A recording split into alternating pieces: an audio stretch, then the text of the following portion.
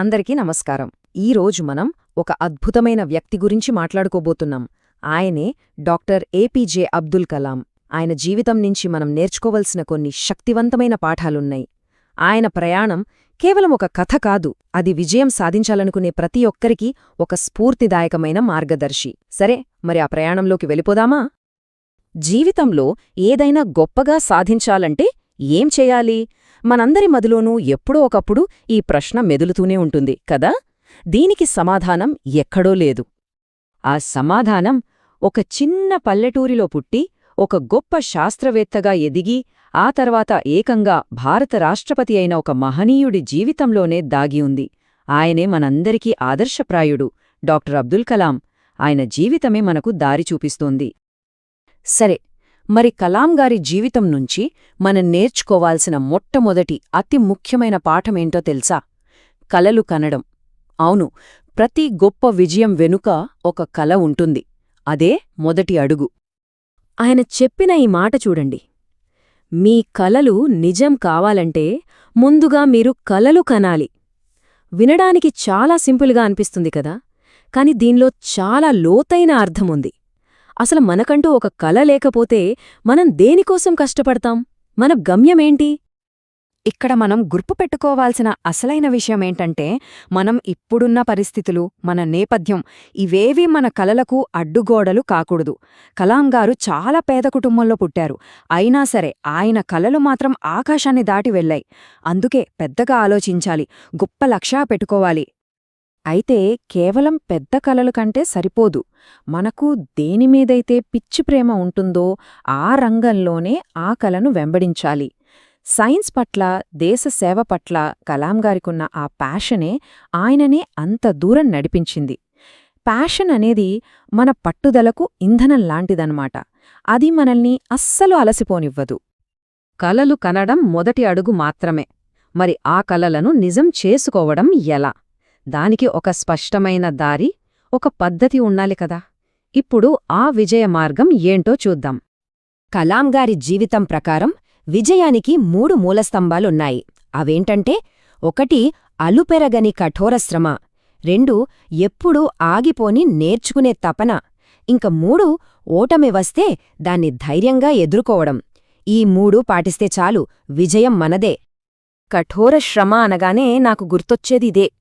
కలాం గారు చిన్నప్పుడు తెల్లవారుజామునే లేచి న్యూస్ పేపర్లు వేసేవారు. ఆలోచించండి, ఒకవైపు కుటుంబానికి సహాయం, మరోవైపు చదువు. అయినా సరే ఆయన ఎక్కడా తగ్గలేదు, రెండింటినీ బ్యాలెన్స్ చేశారు. దీన్ని మించిన స్ఫూర్తి ఏముంటుంది? ఇక రెండోది నిరంతర అభ్యాసం. కలాం గారు తన చివరి శ్వాస వరకు కూడా ఒక విద్యార్థిలానే జీవించారు. ఎప్పుడు ప్రశ్నలడగడం, కొత్త కొత్త విషయాలు నేర్చుకోవడం, జ్ఞానం కోసం వెతకడం. ఆయన దృష్టిలో మనం నేర్చుకోవడం ఆపేస్తే మన ఎదుగుదల కూడా అక్కడితో ఆగిపోయినట్టే.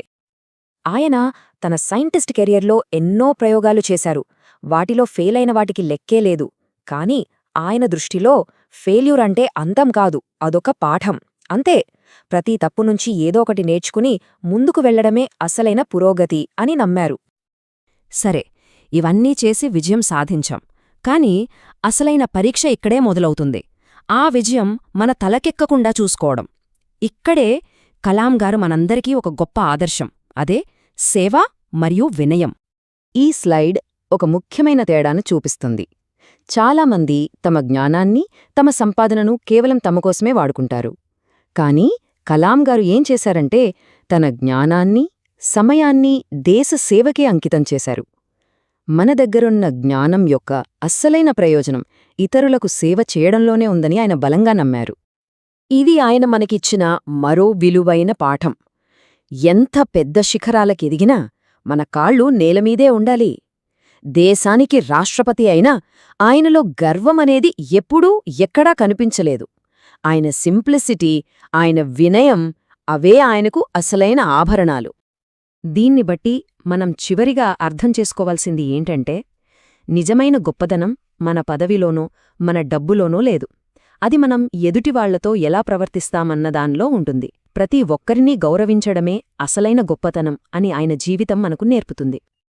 ఇప్పటివరకు మనం చూసిన ఈ పాఠాలన్నీ మనందరి జీవితాలకు గొప్ప ప్రేరణ. ఇప్పుడు ఈ అద్భుతమైన సూత్రాలన్నింటినీ ఒక్కసారి క్విక్గా గుర్తుచేసుకుందాం. ఒక్కసారి గుర్తుచేసుకోండి. పెద్ద కలలు కనాలి, వాటికోసం కష్టపడి పనిచేయాలి, జీవితాంతం నేర్చుకుంటూనే ఉండాలి.